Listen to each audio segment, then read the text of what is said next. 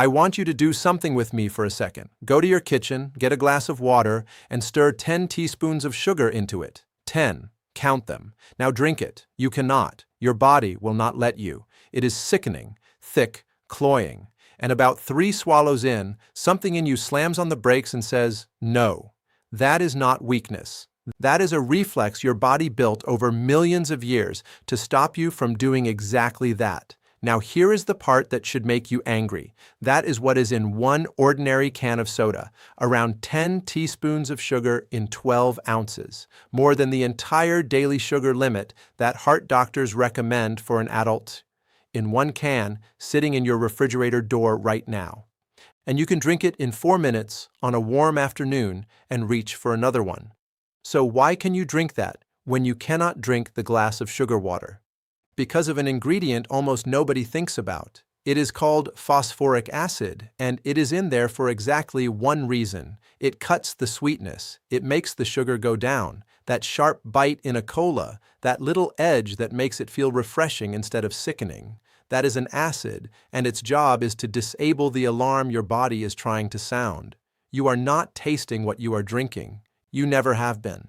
I am Dr. Patterson. 15 years of practice, and I have watched a lot of careful people over 60 people who read labels, who gave up the salt, who take their walk every morning, hand their body 2 or 3 of these a day and never count it as food at all, because it is a drink. Drinks do not count, and that one blind spot is doing more damage than most of what they were worrying about instead. Today, I am walking you through the 5 things soda is doing to a body over 60, counting down from 5 to 1. Number 1 is the organ that pays for every single can, and almost nobody thinks about it while they are drinking one. But watch for number 3 especially, because right now, a very large number of you are thinking, this does not apply to me, doctor. I drink diet. Number 3 is for you. And I am going to be honest with you about it in a way most videos are not, because part of what you have been told about diet soda is true, and part of it is nonsense, and you deserve to know which is which. Before we start, tell me in the comments how many sodas you drink in a week. Be honest. Nobody is judging you here, and I read everyone. It shapes what I make next. And while we are here, everything I am about to tell you is one piece of a bigger picture, the small daily habits that decide whether you are thriving at 80 or managing at 70. I took everything I tell my own patients and put it into one simple plan. If you want it, the link is right there on your screen whenever you are ready. Now let me show you what happens after you swallow, because the story is stranger than you think. What actually happens when it goes down. Here is the thing about the sugar in soda that nobody explains in a 12-minute office visit. It is not 1 sugar. It is 2, roughly half and half, glucose and fructose, and your body treats them completely differently. Glucose is fuel. Every cell in your body can burn it. It goes into your bloodstream, your pancreas releases insulin, and the sugar gets distributed everywhere. Muscles, brain, everything. That is a system that works. Fructose does not do that. Almost no cell in your body can use fructose directly, so it takes a detour. It goes to one place, your liver. Your liver has to deal with all of it alone, and in small amounts, say the fructose inside an apple, wrapped in fiber, released slowly over an hour while you chew. Your liver handles it without complaint. That is what it was built for. That is fruit, and fruit has been around a lot longer than we have. But there is no fiber in a can of soda, nothing to slow it down. So when you drink one, that fructose arrives at your liver as a flood, a huge slug of it, all at once in a couple of minutes. And when the liver is overwhelmed like that, it does the only thing it can do. It converts the fructose into fat. There is a name for that process, de novo lipogenesis, which just means making new fat from scratch. And a good deal of that fat does not go anywhere useful. It gets packed into the liver's own cells. Sit with that for a second, because it is the whole video. You are not drinking sugar. You are drinking liver fat. The conversion happens inside you within hours, and that is where we are going to end up at number 1. But first, let us start with the parts you can actually see. Number 5, your teeth. We start with the one you can look at in the mirror tonight, and the one that shows you the acid is real. Your tooth enamel is the hardest substance your body makes, harder than bone, and it starts to dissolve at around a pH of 5.5. That is the number where the chemistry turns against you. A cola comes in around a pH of 2.5. That is not a bit acidic. The pH scale is not a normal scale. Each step is 10 times stronger than the last. That drink is in the neighborhood of battery acid and lemon juice, and you are holding it in your mouth voluntarily. And here is why this matters more at 70 than it did at 30. Your gums recede with age. That is normal. It happens to nearly everyone. And what gets exposed underneath is not enamel. It is a softer material called cementum and the root surface, and it starts dissolving at a higher pH than enamel does, which means it is more vulnerable, not less. So the same drink you had at 25 with no consequence is now hitting exposed root surfaces. That is why root decay is such a common problem in older adults, and why so many people are baffled by it. I have never had cavities in my life, and now suddenly this. Your mouth changed. The drink did not.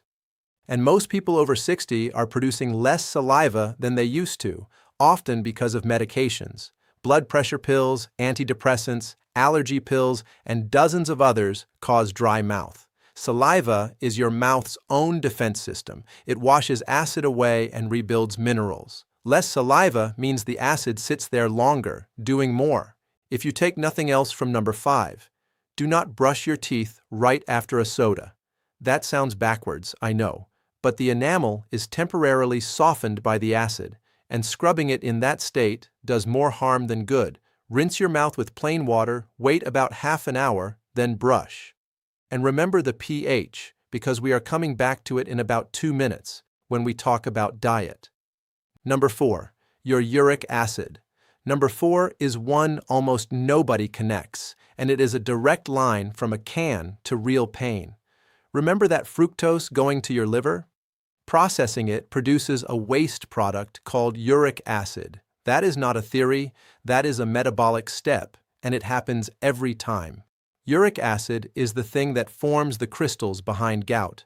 If you have ever had gout or watched someone have it, you know it is not a quaint old-fashioned complaint. It is a joint that swells up and hurts so badly a bedsheet feels intolerable, and it is far more common after 60. There is a well-known study out of the British Medical Journal that followed men over years and found that those who drank 2 or more sugar-sweetened sodas a day had a substantially higher risk of developing gout than those who rarely drank them.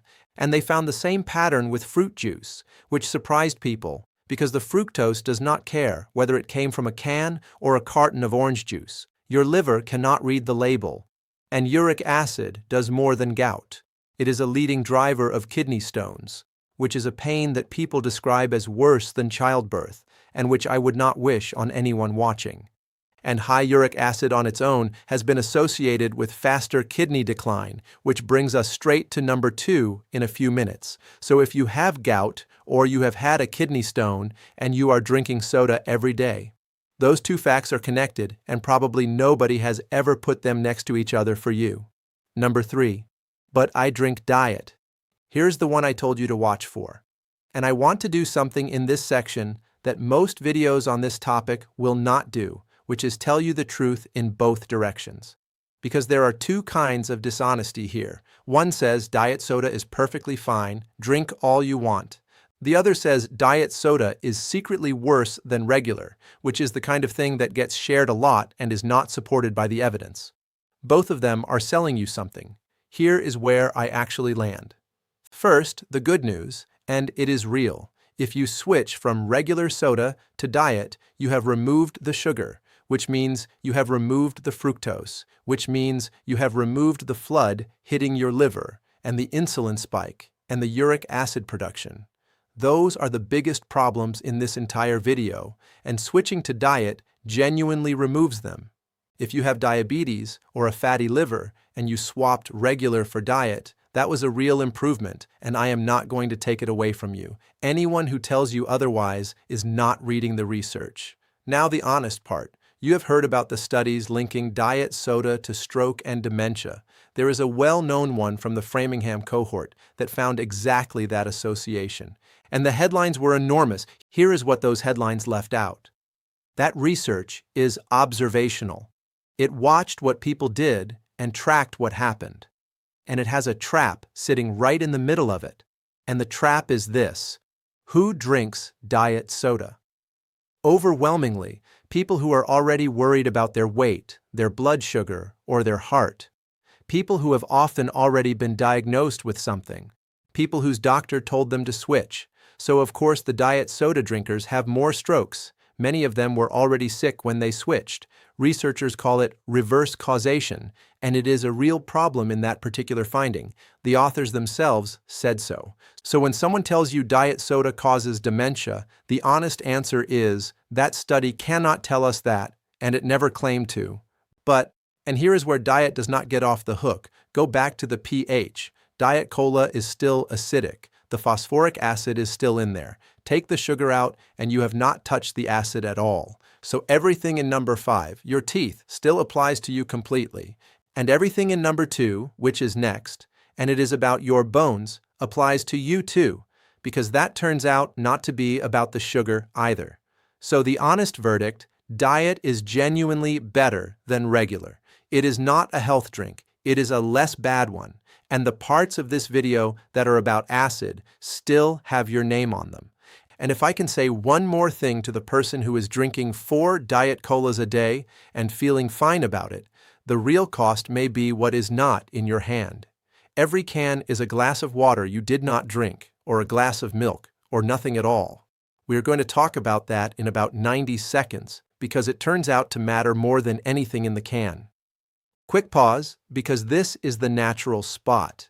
If this is the first time anyone has given you the honest version of the diet soda story instead of a scare headline, tap that like button and subscribe.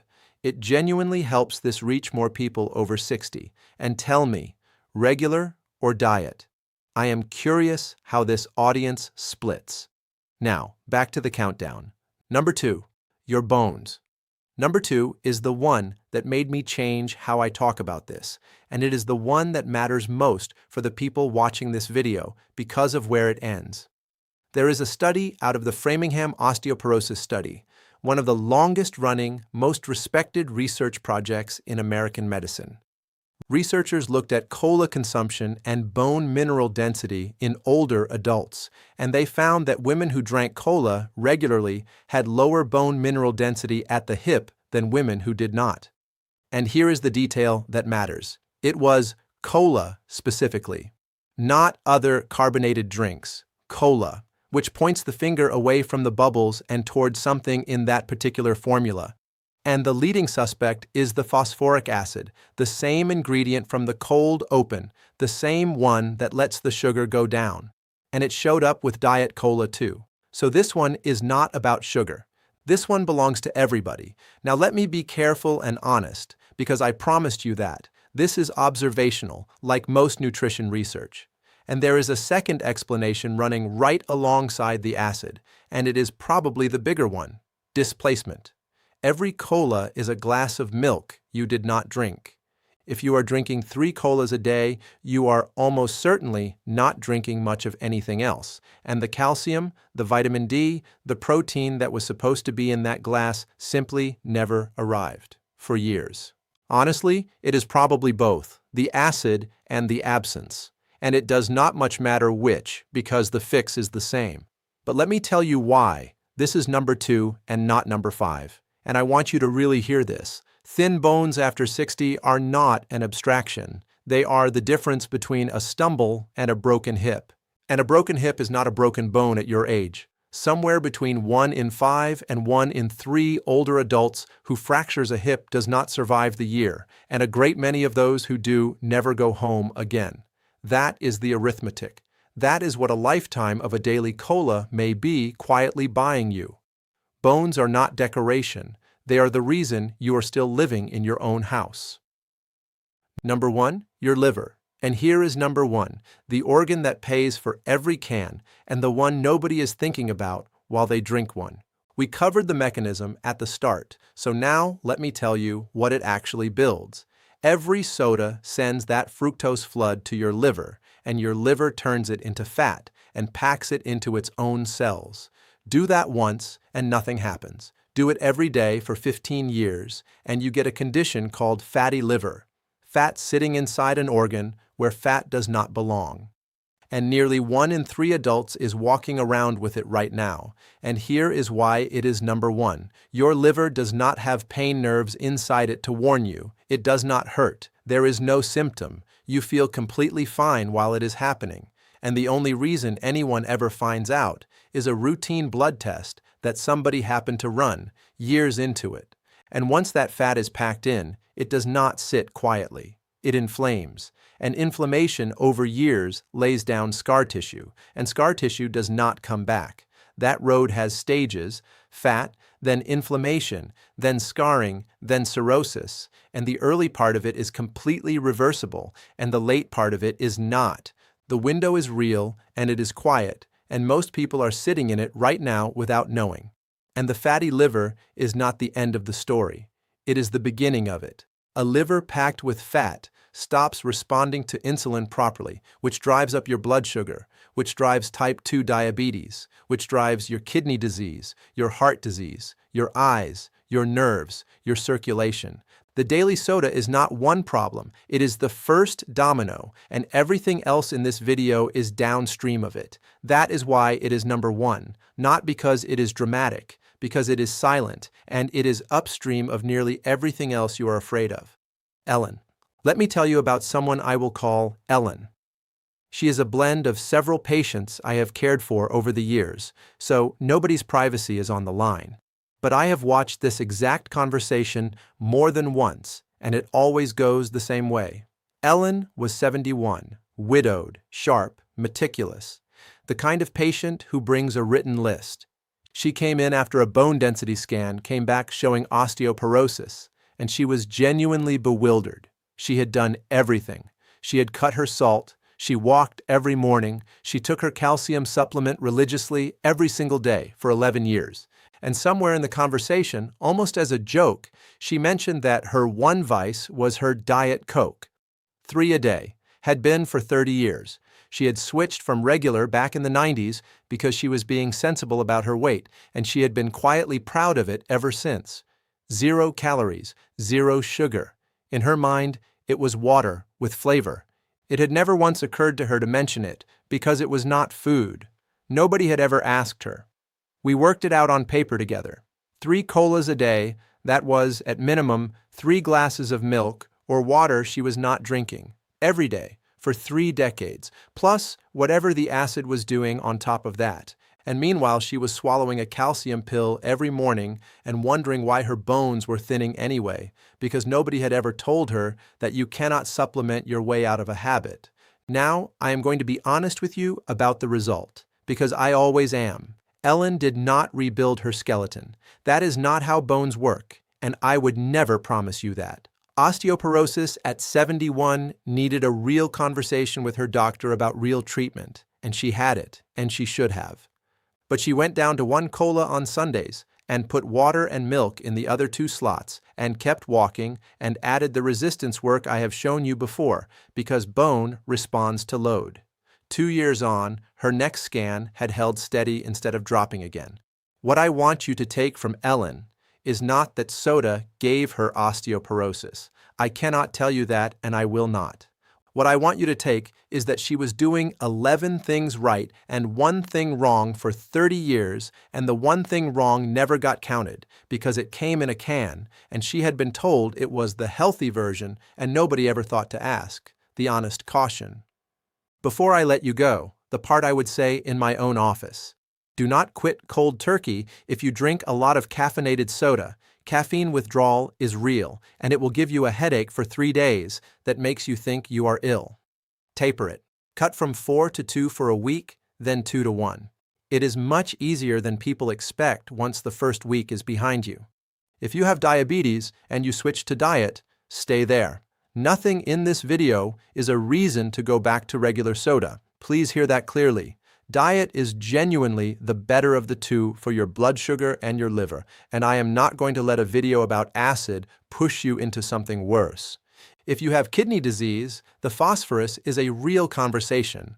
The phosphate additives in dark colas are absorbed far more efficiently by your body than the phosphorus in ordinary food.